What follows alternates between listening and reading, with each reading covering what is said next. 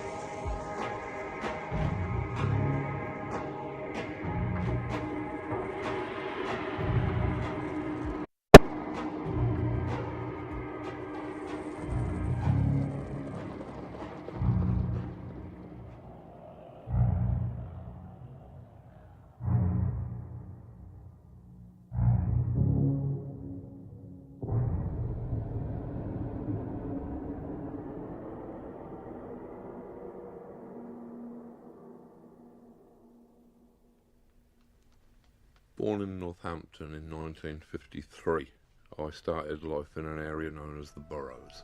This was the oldest area of Northampton and also the poorest. It was where the rural families who'd been drafted into the towns to man the conveyor belts of the Industrial Revolution ended up. It had originally been the system of moats and forts that surrounded Northampton's castle before it was demolished, so all of the streets had names like Moat Place or Fort Street or Dungeon Alley or whatever. And this was a quite bleak, grim, monochrome area. There were a great many families who were probably, looking back, incest families where even the dog had the same hair lip. I found myself surrounded by a monochrome world of limited opportunities. The only window out of that restricting world was the tales of mythology that I would read, or the bright four-colour superhero stories, adventures of people who had no restrictions, people who could fly over the housetops, people who could become invisible. This was a very important key to a very important door. It opened vistas of the imagination with which I was eventually able to transcend and escape the limitations of my origins. Now, comics were something that I'd been reading for as long as I could remember being able to read. They were almost a staple part of working class existence. They were something like rickets. They were just something that you had. I'd originally read most of the British comics, which mainly featured working class children in working class environments, generally being spanked by their parents or teacher, which was a peculiar fixation of the British comics of my boyhood. And pretty much they presented a world that was almost indistinguishable from the one that I lived in, and thus I didn't find it the most exotic world into which I could escape. However, when I was 7, I picked up my very first American comics. These were bright, garish, four-colour things that, rather than taking place against some anonymous northern British backdrop, took place in cities like New York, which to me were as exotic as Mars. The idea of buildings of that scale, the idea of this modernness, that seemed to pervade everything. This was a futuristic science fiction world. And then, against that backdrop, you had these incredibly colourful characters who had these amazing powers, who could transcend their human limits. I'd already been attracted to mythology, fairy stories, anything which had people that could fly or become invisible, or could lift huge mountains, or could perform any heroic acts for which gods and heroes are largely famous. And so, having discovered the American superhero books, it was a fairly natural transition. Here was something where I didn't have to read the same myths over and over again, but where every month I could read something new about Superman or the Flash. This became a preoccupation. At first, I was probably preoccupied with the characters themselves. I wanted to know what Batman was doing this month.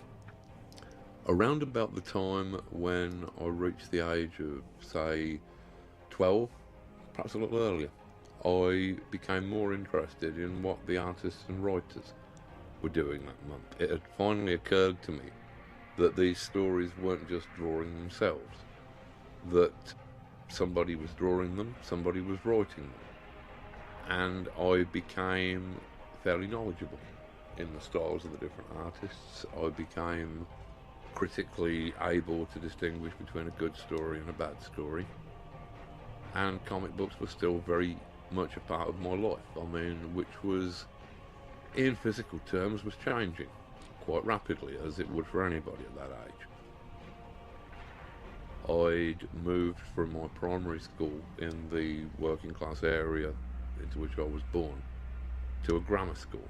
Now, call me naive, but entering grammar school was the very first time that I actually realised that middle class people existed. Prior to that, I'd thought that there was just my family and people like them and the Queen. I had really not been aware that there was a whole strata of humanity in between those two positions. When I got to grammar school, I realised that I was one of the very few working class people there because of the 11 plus system and its rigours, and that a lot of the other children there had had the advantage of probably a better education than I'd been privy to. Thus, from being a star pupil at my primary school, from being top of the class every year, and from being made head prefect with a little green enamel badge, I suddenly plummeted to 19th in the class, which was a tremendous blow to my already insufferably huge ego. I don't think I ever quite got over that. Certainly by the next term I was 25th in the class. I think for the next couple of years I was second from bottom. I'd finally come to the realisation that I was not going to cut it in the kind of academic world that was spread out in front of me. I decided, pretty typically for me, that if I couldn't win, then I wasn't going to play. I was always one of those sulky children who sort of couldn't stand to lose at Monopoly, Cluedo, anything. So I decided that I really wanted no more of the struggle for academic supremacy or anything of that nature. After having been expelled from school at the age of 17, I found that my horizons rapidly contracted. The headmaster, who had dealt with my expulsion, had, I think, taken me rather personally. He had written to all of the colleges and schools that I might have thought of applying to, and told them that they would under no circumstances accept me as a pupil because this would be a corrupting influence upon the morals of the other students. I believe that he did at one point in the letter refer to me as sociopathic, which I think was rather harsh. The same thing applied with jobs. Any job that I was applying for meant that I would need a reference from the school. And the references I was getting from the school were kind of the antimatter equivalent of references. Thus, the only jobs that I could get were ones that just didn't give a damn who they employed. So I found myself working at a skinning yard and tannery at the bottom of Bedford Road in Northampton, which was probably one of the bleakest places that I've ever encountered, where you would turn up at 7:30 in the morning and drag huge, heavy, dripping sheepskins out of vats of mingled blood, urine, water and excrement. That the only relief from this was the concentration camp humour of throwing chopped off testicles at each other as a break to the monotony. And it was indeed monotonous. I was expelled from that job after a couple of weeks for smoking dope in the mess room, which really wasn't improving my career curve any. The next job I was able to get was that of a toilet cleaner at a hotel, and it more or less went downhill from there until I finally ended up as a comics writer.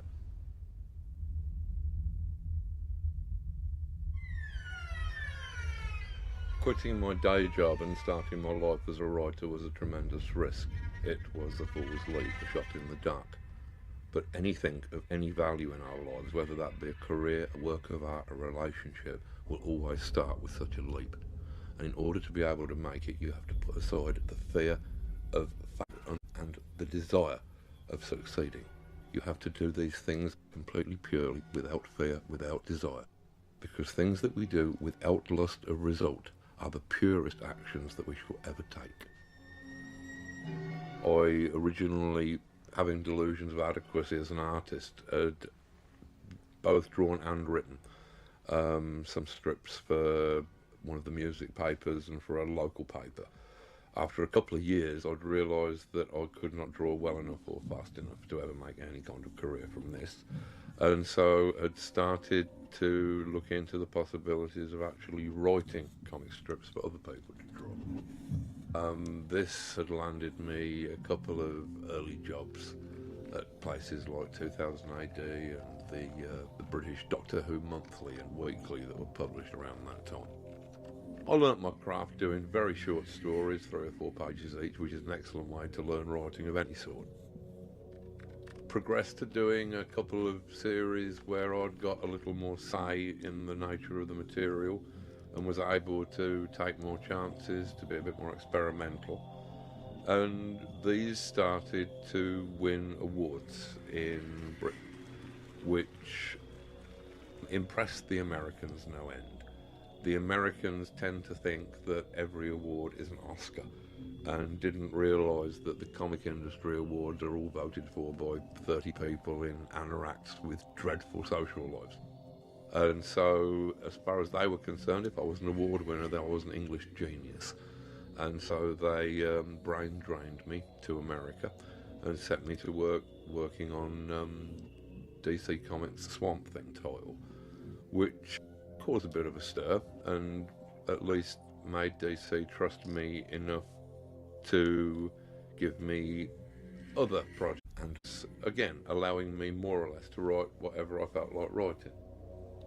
This led to Watchmen in the middle 80s, and that was one of the books that was responsible for the ridiculous blizzard of publicity that comic books, or graphic novels as somebody in a marketing department had decided by then that they should be called, became popular. I got into the swing of my writing career in the very early 1980s, which was a very overcast time politically. Most of the liberal world was watching in horror at the inexorable rise of the Reagan-Thatcher right-wing fuck-buddy coalition. At the same time, we had elements of fascism starting to make themselves prevalent upon the streets of Britain with the rise of the National Front. And all in all, things were looking fairly bleak. I decided that if I wanted to write about this grim present, the best way to do it was in the form of a story set in the future, which is by no means a new trick. Most dystopian science fiction is not actually about the future, it is about the times in which it was written. and the script that I came up with, V for Vendetta, was no exception. This was set in what at the time seemed an unreachably distant period in the future, which was 1997, and Britain had been taken over by a coalition of fascist groups, with a very romantic anarchist adventurer set in opposition against that. To get over the idea of fascism, I needed some symbol that would convince the readers that they were looking at a fascist police state. The thing that I finally settled upon was the idea of security cameras mounted on every street corner and watching every move. I figured, yeah, that looks pretty much like fascism in action, and the readers were equally impressed, and apparently so were government figures who must have been reading it at that time, and decided that security cameras at every street corner of the metropolis was indeed just what we needed for the late 1990s.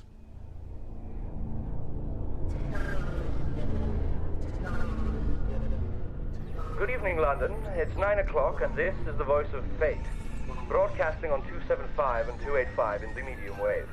It is the 5th of the 11th, 1997. The people of London are advised that the Brixton and Streatham areas are quarantine zones as of today. It is suggested that these areas be avoided for reasons of health and safety. Police raided 17 homes in the Birmingham area earlier this morning, uncovering what is believed to be a major terrorist ring. 20 people, 8 of them women, are currently in detention awaiting trial. Queen Zara today appeared at the opening of a new waste reclamation plant in Plaistow. This was the Queen's first public appearance since her 16th birthday in June. The Queen was wearing a suit of peach silk, created specially for the occasion by the Royal Couturier.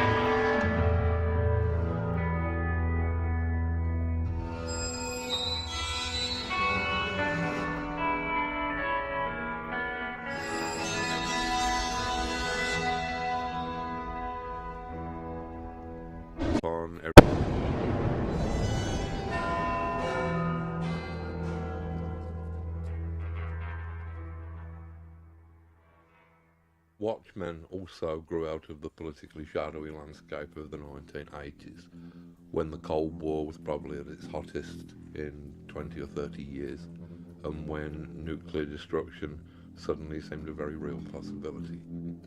Watchmen used the cliches of the superhero format to try and discuss notions of power and responsibility in an increasingly complex world.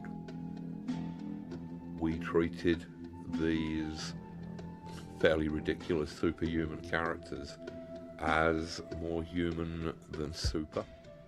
We were using them as symbols of different kinds of ordinary human being rather than as different super beings.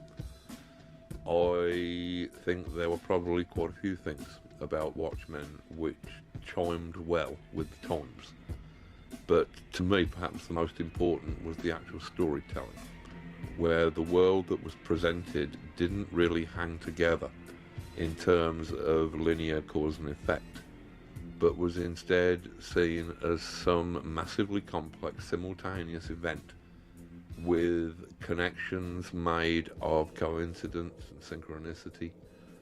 And I think that it was this worldview, if anything, that resonated with an audience that had realised that their previous view of the world was not adequate for the complexities of this scary and shadowy new world that we were entering into. I think that Watchmen, if it offered anything, offered new possibilities as to how we perceive the environment surrounding us and the interactions and relationships of the people within it. Rorschach's Journal, October 12th, 1985. Dog carcass in alley this morning. Tired tread on burst stomach, this city is afraid of me. I have seen its true face. Streets are extended gutters, and the gutters are full of blood, and when the drains finally scab over, all the vermin will drown. The accumulated filth of all their sex and murder will foam up about their waist, and all the whores and politicians will look up and shout, "Save us!" And I'll look down and whisper, "No." Stood in firelight, sweltering blood stain on chest like map of violent new continent. Felt cleansed, felt dark planet turn under my feet, and knew what cats know that makes them scream like babies in the night. Looked at sky through smoke heavy with human fat, and God was not there. The cold, suffocating dark goes on forever, and we are alone. This rudderless world is not shaped by vague metaphysical forces. It is not God who kills the children, not fate that births them, or destiny that feeds them to the dogs. It's us. Only us.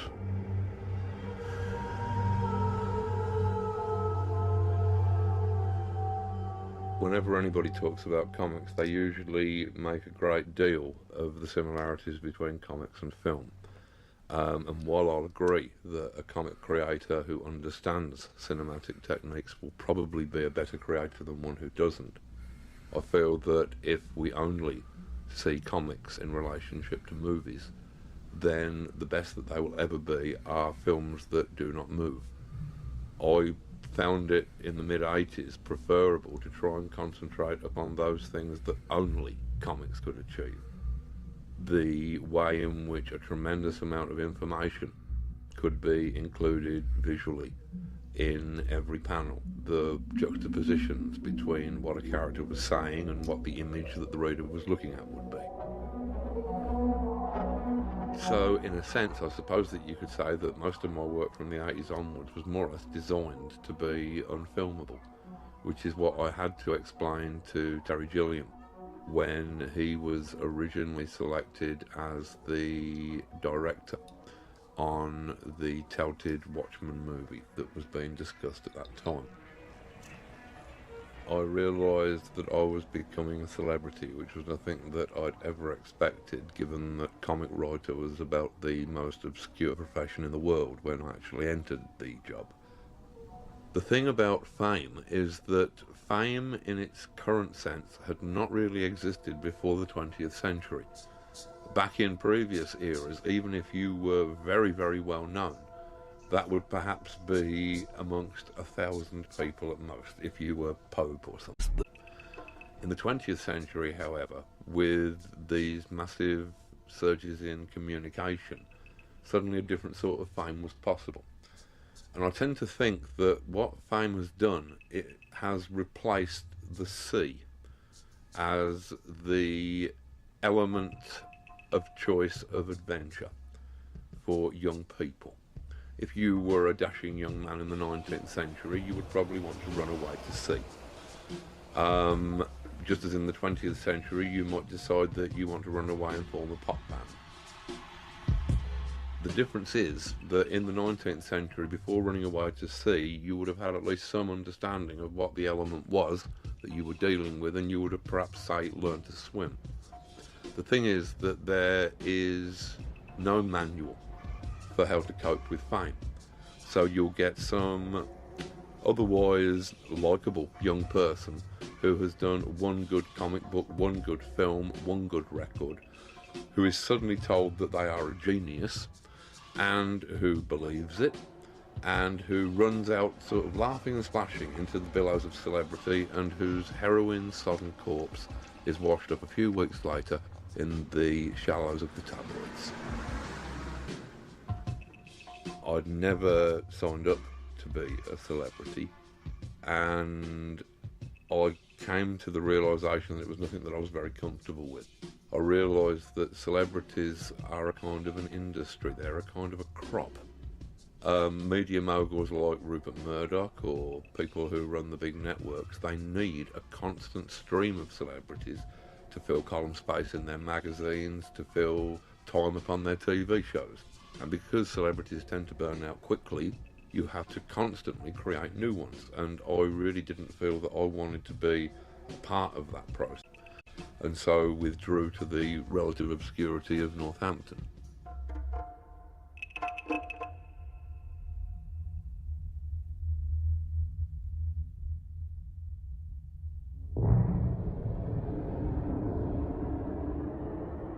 On my 40th birthday, rather than merely bore my friends by having anything as mundane as a midlife crisis, I decided it might be more interesting to actually terrify them by going completely mad and declaring myself to be a magician.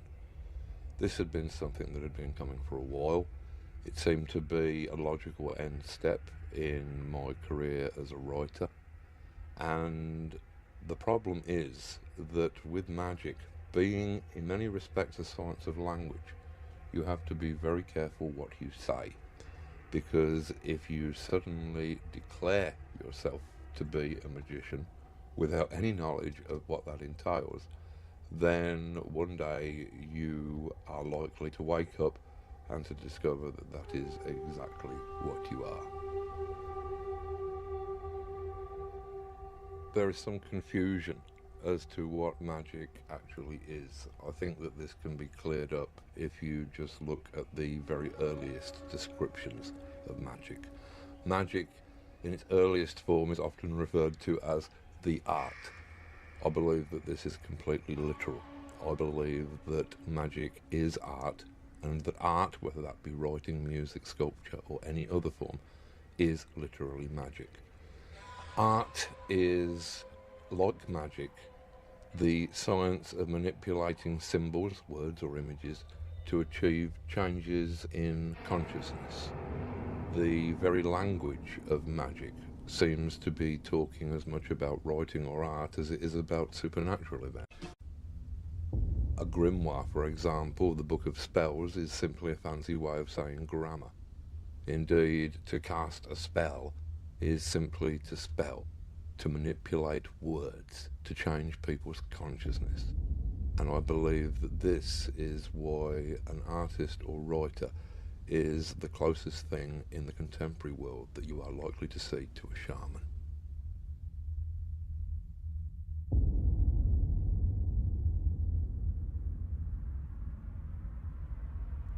I believe that all culture must have arisen from cult. Originally, all of the facets of our culture, whether they be in the arts or the sciences, were the province of the shaman. The fact that in present times this magical power has degenerated to the level of cheap entertainment and manipulation is, I think, a tragedy. At the moment, the people who are using shamanism and magic to shape our culture are advertisers. Rather than trying to wake people up, their shamanism is used as an opiate to tranquilize people, to make people more manipulable. Their magic box of television, and by their magic words, their jingles, can cause everybody in the country to be thinking the same words and have the same banal thoughts all at exactly the same moment.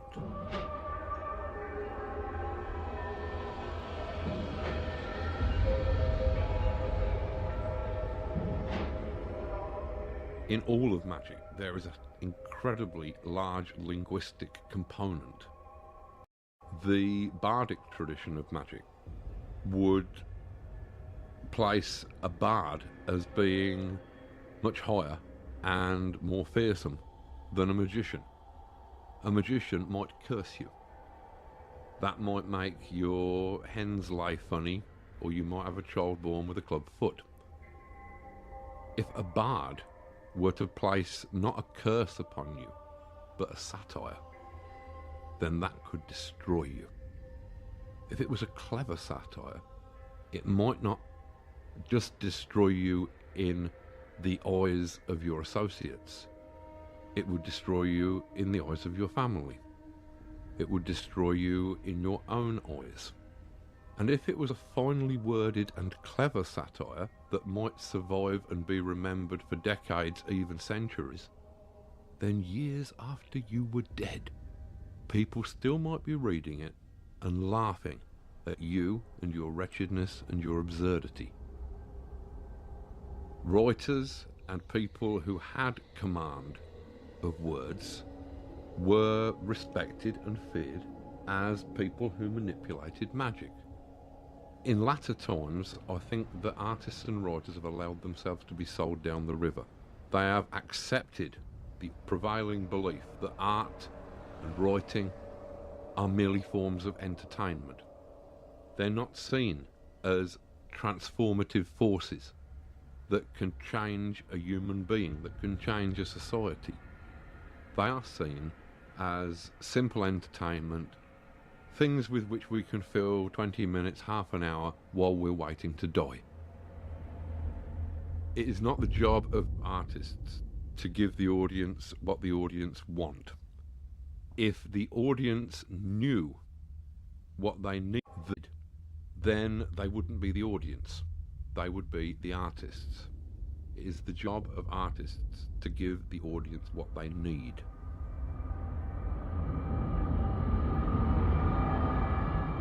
My career as a magician continues to evolve. Since I, to a certain degree, believe art and magic to be interchangeable, it has seemed only natural that art should be the means by which I express magical ideas. This has found its way into my prose writing, in works such as Voice of the Fire, and probably most visibly has found its way into the performance pieces that I've done at various locations over the past 8 years. Beautiful little psychedelic artifacts in their own right, which actually capture the kind of narrative journey that we've tried to take the readers on as part of these performances, to overwhelm the sensibilities of the audience, to tip them over into a kind of psychedelic state where we can hopefully actually change their consciousness and direct it to different places, different levels, hopefully into new and hopefully magical spaces.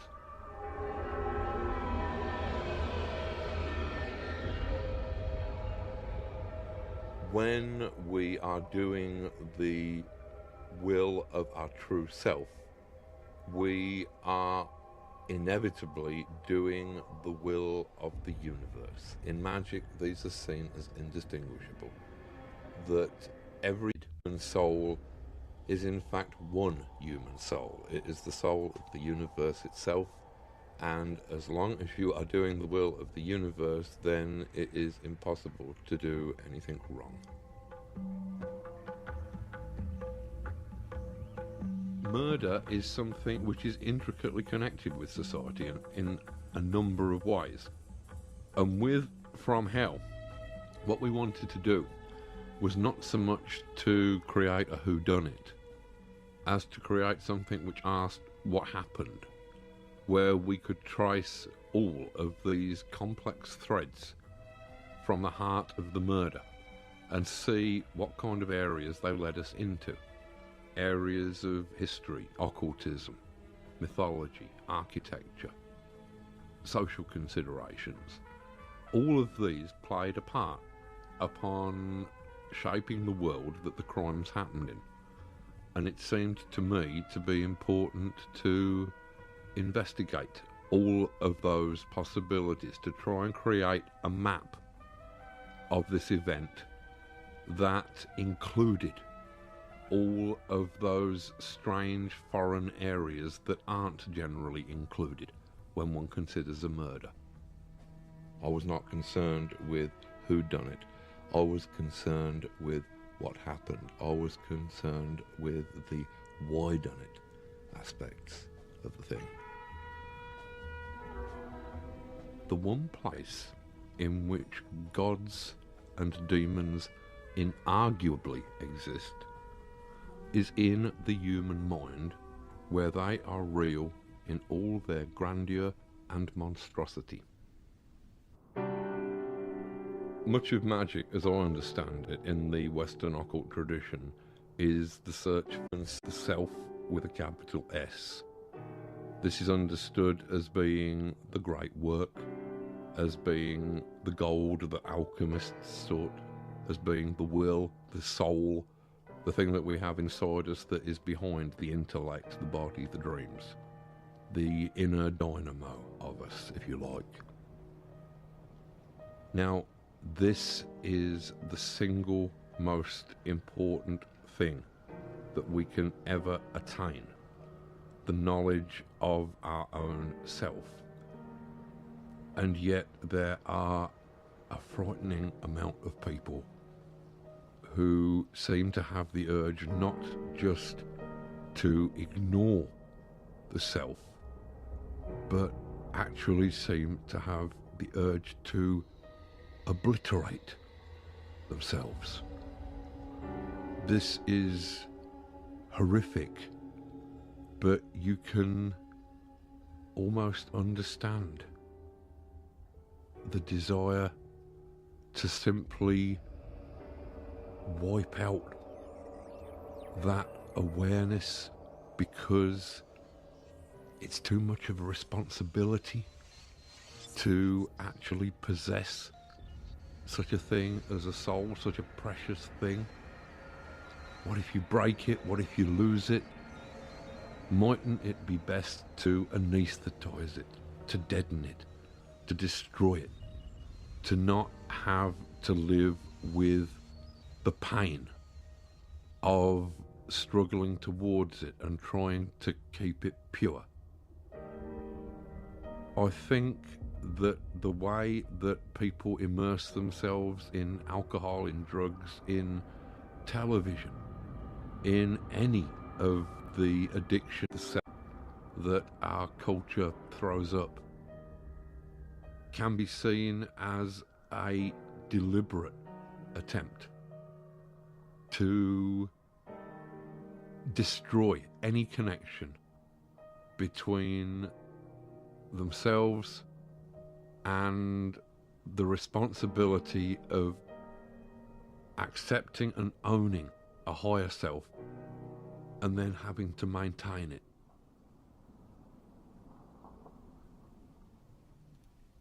Back when I was doing Swamp Thing, which was ostensibly a horror comic, I found that it wasn't really effective to just sort of swamp the readers in horror every issue.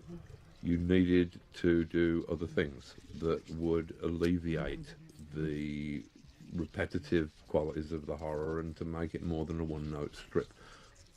I decided that what might be useful was to try and link up the elements of fantasy horror from our imaginations, werewolves, vampires, zombies and the like, with real-life horrors.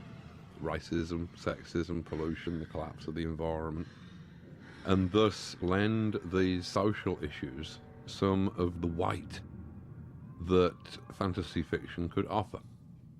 Most of us have little to fear from vampires, and yet we live in cultures that are every bit as dangerous, despite the non-existence of terrible supernatural forces. One of the things that I did was a strip in which we explored the erotic possibilities of Swamp Thing. I figured that if you could fill comic book after comic book every month with fights, then surely you should be able to fill at least one comic book with a sexual act. Surely that was as interesting as a fight was. The book was very well received, and it led to me thinking seriously about the possibilities of erotica, or as I prefer to call it, pornography, because I think that the difference between the two words is largely dependent upon the income bracket of the reader.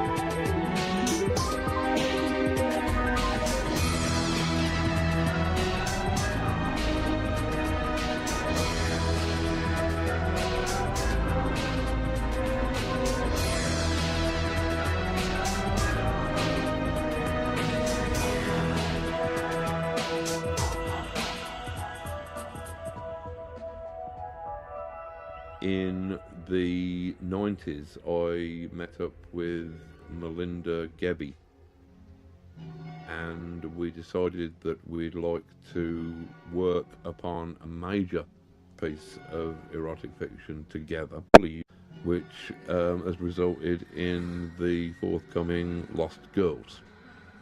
And this entire drama is being played out against a background of Europe, and specifically Austria, in 1913, when everything is gearing up towards the exact antithesis of sex.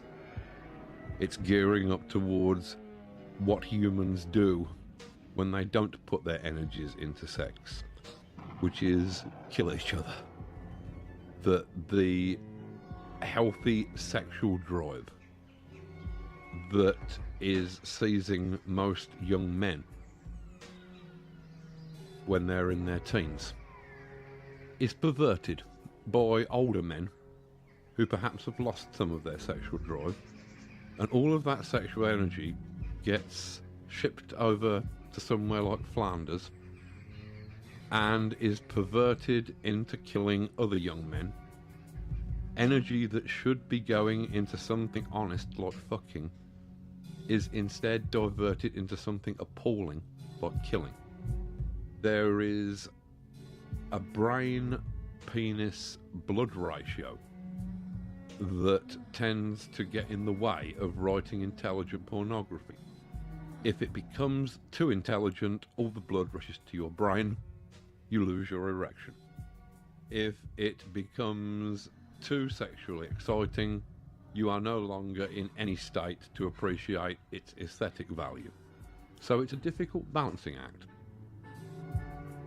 My thoughts about pornography, I think, tend to revolve around the fact that while very few of us are zombies, detectives, cowboys or spacemen, there are an infinite number of books that are recounting the stories of those lifestyles. However, all of us have some sort of feelings or opinions about sex. And yet the only art form which in any way is able to discuss sex or depict sex is this grubby, despised, under-the-counter art form that has absolutely no standards. This was what Lost Girls was intended as a remedy for.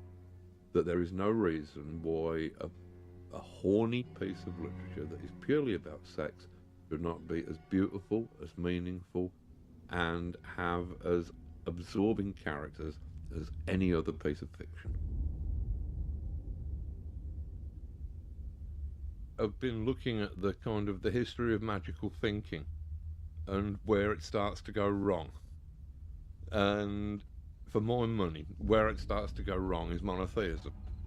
I mean, if you look at the history of magic, you've got its origins in the caves.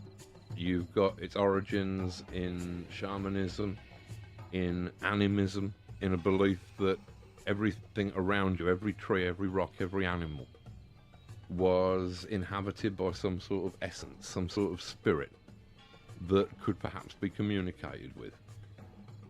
You would have had some central shaman or visionary who would have been responsible for channeling ideas that were useful to survival. By the time you reach the classical civilizations, you can see that this has formalized to a degree. The shaman was acting purely as an intermediary between the spirits and people. He was in his position in the village or community, I should imagine, very much like a spiritual plumber. You know, the people in the group had their own roles. The person who was best at hunting would have been a hunter. The person who was best at talking to the spirits, perhaps because he or she was a bit crazy, a bit detached from normal material world, then they would have been the shaman. And they would not have been masters of a secret craft.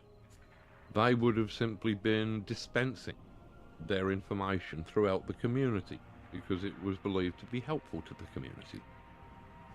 When you get the actual classical cultures emerging, this has been formalized so that you've now got pantheons of gods, and each of those gods will have a priest caste that will act to a certain degree as intermediaries who will instruct you in the worship of that god.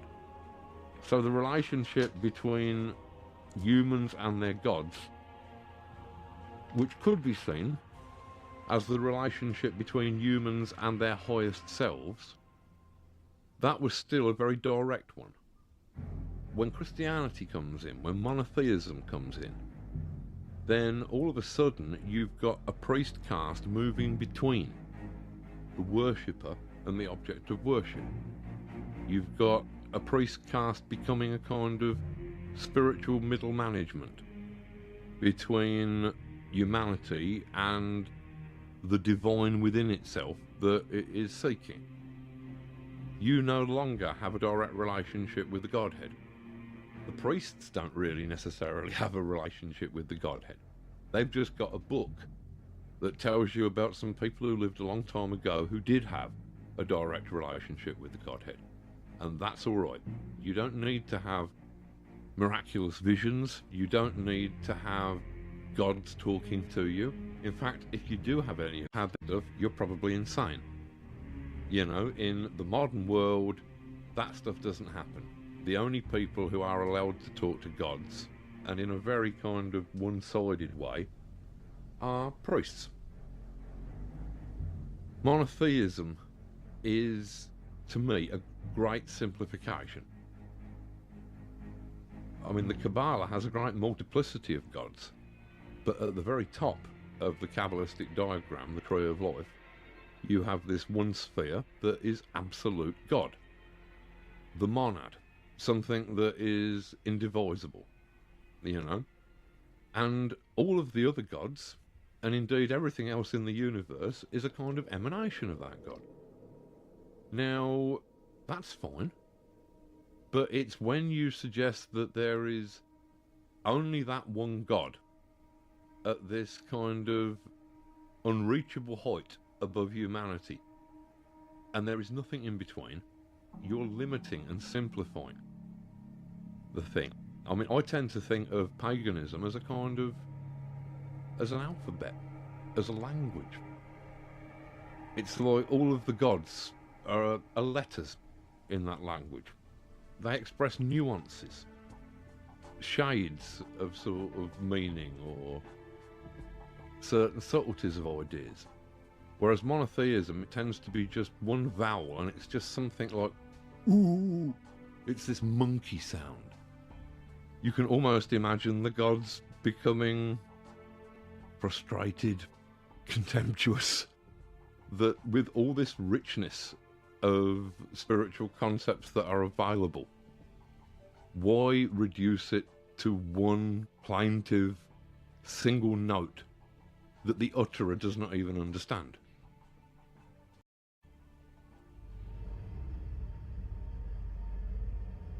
The alchemists had two components to their philosophy. These were the principles of solve and coagula. Solve was basically the equivalent of analysis. It was taking things apart to see how they worked. Coagula was basically synthesis. It was trying to put the disassembled pieces back together so that they worked more efficiently. These are two very important principles which can be applied to almost anything in culture. There has recently, in literature for example, been a wave of postmodernism, deconstructionism. This is solve. Perhaps it is time in the arts for a little more coagula. Having deconstructed everything, perhaps we really should be starting to think about putting everything back together. Spiritualism was the natural state of human thinking up until the Renaissance and the subsequent age of reason that grew out of it. Our original way of seeing the world was as a place entirely inhabited by spirits, where everything had its indwelling essence, where everything was in some sense sacred, including ourselves. The age of reason changed all that. While it's inarguable that reason brought many great benefits and was a very necessary stage of our development, unfortunately this led to materialism, where the physical material world was seen as the be-all and end-all of existence, where inevitably we were seen as creatures that had no spiritual dimension, that had no souls, living in a soulless universe of dead matter. In the mid-1980s, I was asked by an American legal institution known as the Christic Institute to compile a comic book which would detail the murky history of the CIA from the end of the Second World War to the present day, covering things such as the heroin smuggling during the Vietnam War, the cocaine smuggling during the war in Central America, the Kennedy assassination, and other highlights. What I learned during the frankly horrifying research that I had to slog through to accomplish this was that yes, there is a conspiracy. In fact, there are a great number of conspiracies that are all tripping each other up, and all of those conspiracies are run by paranoid fantasists and ham-fisted clowns. If you are on a list targeted by the CIA, you really have nothing to worry about. If, however, you have a name similar to somebody on a list targeted by the CIA, then you are dead. The main thing that I learned about conspiracy theory is that conspiracy theorists actually believe in a conspiracy because that is more comforting. The truth of the world is that it is chaotic. The truth is that it is not the Jewish banking conspiracy or the grey aliens or the 12-foot reptiloids from another dimension that are in control. The truth is far more frightening. Nobody is in control. The world is rudderless.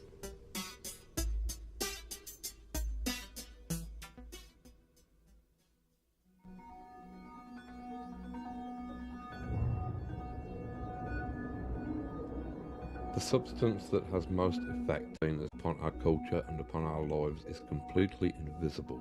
We can only see its effects. This substance is information.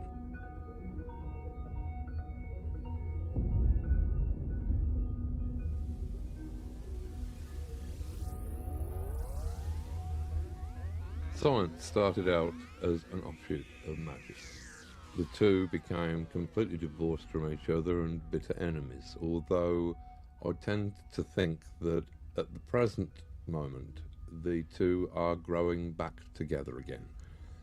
I was reading recently that people at the cutting edge of quantum physics believe that information is a super weird substance, to quote the actual phraseology, which underlies everything in the universe, which is more fundamental than gravity or electromagnetism or the two nuclear forces. This would tend to suggest that our entire physical universe is the secondary byproduct of a primal information, or, to put it in more magically acceptable terms, in the beginning there was the Word.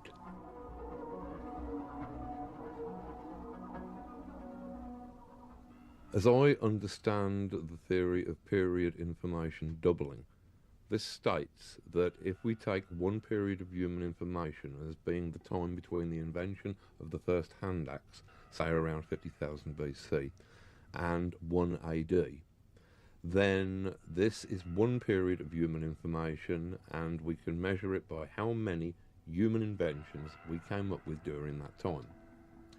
Then we see how long it takes for us to have twice as many inventions. This means that human information has doubled. As it turns out, after the first 50,000 year period, the second period is about 1,500 years, say around about the time of the Renaissance. By then, we had twice as much information. To double again, human information took a couple of hundred years. The period speeds up. Between 1960 and 1970, human information doubled. As I understand it, at the last count, human information was doubling around every 18 months. Further to this, there is a point sometime around 2015 where human information is doubling every thousandth of a second. This means that in each thousandth of a second we will have accumulated more information than we have in the entire previous history of the world. At this point, I believe that all bets are off. I cannot imagine the kind of culture that might exist after such a flashpoint of knowledge. I believe that our culture would probably move into a completely different state, would move past the boiling point from a fluid culture to a culture of steam.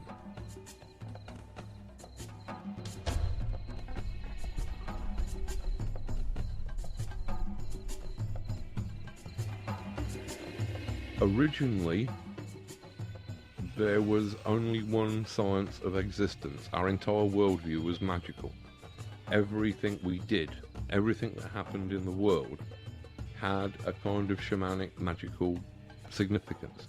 If you look at the very earliest cultures, some of whom are still extant upon the planet, the Aboriginal cultures, most of their languages only have one tense. Everything is subsumed within the present. They can talk about things that happened and things that haven't happened yet but will happen in the future, but they talk about them in the present tense. Now, it seems that not only have we split up our existence, our study of existence, into all of these different areas, but we've also subdivided our notion of time into different zones. Whereas once there was this great eternal present, which I assume to be the kind of constant now that animals exist in, for example. But we, as conscious individuals, have, as a species, adapted this different notion of time, where we almost see time as a bead on a wire, that the now is just this constantly moving tiny little moment that we're all in, that is sliding inexorably along a wire from past to future. If you look at some of the models that people like Stephen Hawking have suggested for time, then you find something which is actually much closer to that primitive apprehension of how time is structured. than to our rather simplistic and fatalistic idea of past, present and future. I believe that Hawking talks about space-time as a kind of a gigantic starry football, a rugby ball, if you like. And at one end of it, you have the Big Bang. And at the other end of it, everything comes together again in a big crunch. But the whole football exists all the time. That there is this gigantic hyper moment in which everything is occurring. That would mean that it was only our conscious minds that were ordering things into past, present and future. The idea of solid flying saucers from Alpha Centauri coming and visiting us now or at any time in the past, this is not a rational idea. And yet, because it involves machinery, warp thrust engines or pseudo-scientific concepts like that, then we in the West will actually pay it serious attention, as we probably did with von Däniken. Whereas spiritual ideas from other cultures, we will regard them as, well, they're complete nonsense, they're not scientific. This is an example of the limitations of Western thought, that we believe that we understand the entire cosmos, but actually we understand the insides of our heads, and even then only very poorly.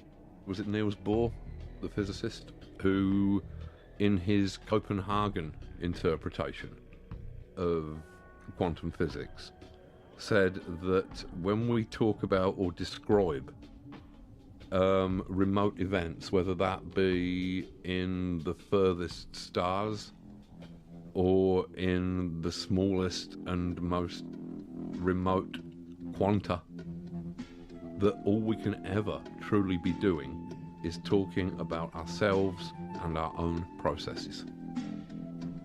That all we see is our perceptions. We mistake that for reality. And consequently, we tend to be very chauvinistic about our picture of reality, as if that were the only one. Then the only way that we can look at other cultures is to imagine that they are deluded, or primitive, or just haven't got it yet. That is a way in which we, in terms of information, we isolate ourselves terribly. It's our culture kind of insisting upon its own values, blinds itself to what might actually be very useful concepts and ideas belonging to other more deeply rooted cultures. They offered perhaps richer readings of the world than cold behaviouralist science does. Science cannot talk about consciousness because science is a thing that deals entirely with empirical evidence, with things that can be repeated in a laboratory, and thoughts do not come into this category. Therefore, science generally tends to try to disprove the existence of consciousness. They will say that consciousness is some accident of biology, which is itself based upon chemistry, which is itself based upon physics, and wholly explicable within a normal, rational, scientific framework. Rupert Sheldrake, who is a kind of heretical scientist who put forward the theory of a morphogenetic field in order to try and understand some of the peculiar effects of consciousness. I'm probably simplifying it horribly here, but I think that the basic concept was that once a form has occurred, whether that be a physical form or an idea form, then it is much more likely and possible for it to occur again. Now, Sheldrake says that this is because there is a kind of what he calls a morphogenetic field linking everything, and that once the idea existed, then it somehow existed in this morphogenetic field. It struck me that this might explain a lot of things about the way the human mind works. Even things, say, for example, like the fact that the steam engine seems to have been invented by 5 or 6 different people at approximately the same time. After hundreds, thousands of years of the steam engine not being invented, all of a sudden, within a matter of a couple of weeks, everybody is, it's steam engine time. Everybody is coming up with an idea of steam propulsion. I mean, this is similar to the idea that I put forward of idea space, a kind of a space in which mental events can be said to occur, an idea space which is perhaps universal. Our individual consciousnesses have access to this vast universal space, just as we have individual houses, but the street outside the front door belongs to everybody. It's almost as if ideas are pre-existing forms within this space.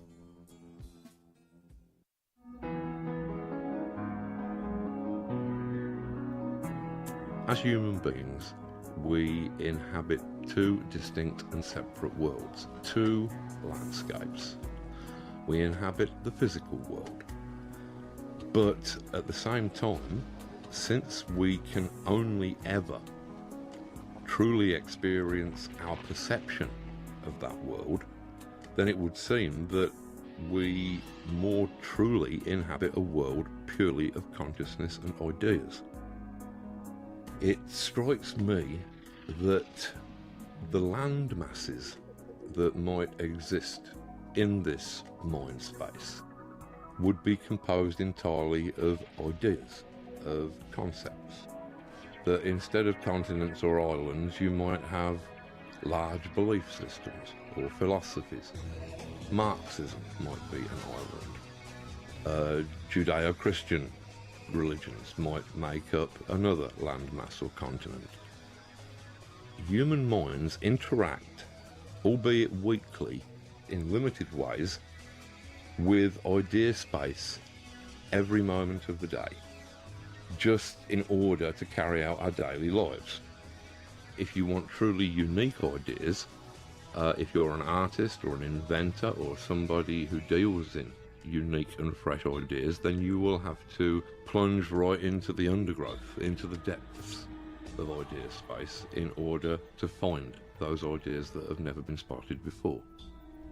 If we assume that idea space or something like it exists, then we may decide or wish to explore that space, whether for artistic reasons, perhaps for scientific reasons, or perhaps as magicians, as occultists.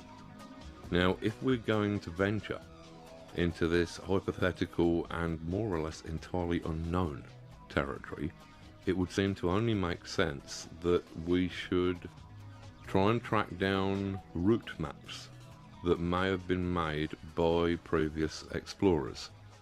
Now, when you're talking about the territory of the mind and perhaps the spirit, the only route maps available are magic systems from antiquity. You're talking about systems like the Kabbalah, with its map of every conceivable human state.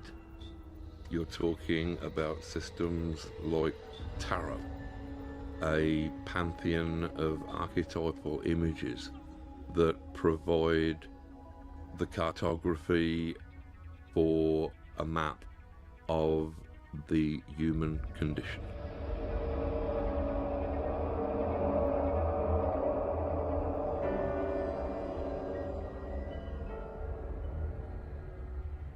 Most people find the word apocalypse to be a terrifying concept.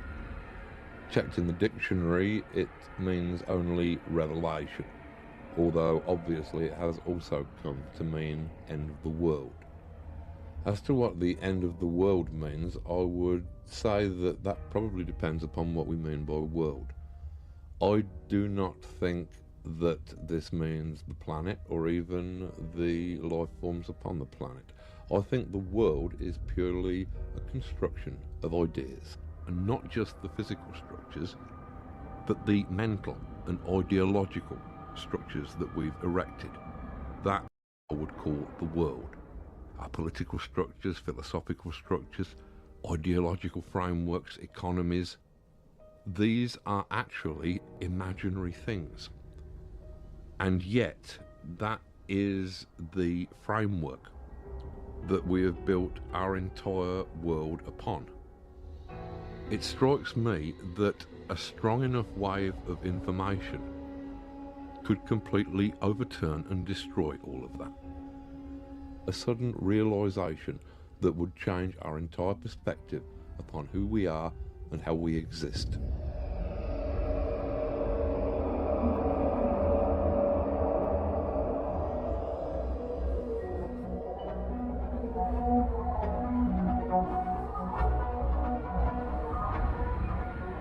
History is a heat. It is the heat of accumulated information and accumulated complexity.